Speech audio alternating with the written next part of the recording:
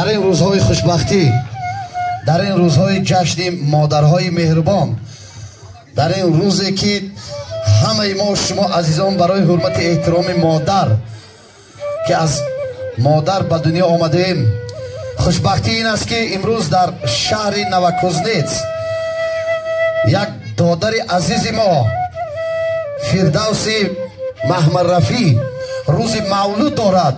یک قرصک بر احترام دادر عزیز مهربان ما شود.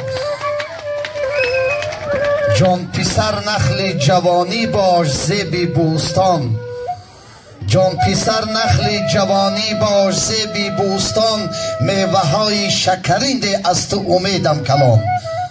رس به قدر نورسی تا بر کمالات رسی، دان که دور نورسی توست دور امتحان.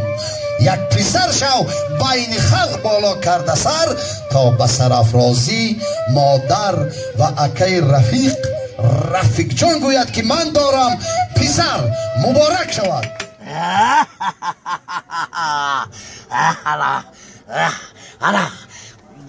باشه دیدید یاش برای روز مولود فردوس جان که در شهر نوکوزنیц هستند، از نام همه اهل خاندان کلچای موموگی پدر و مادر دوستان مرحمت بر روز مولود فردوس. آشنا بیا.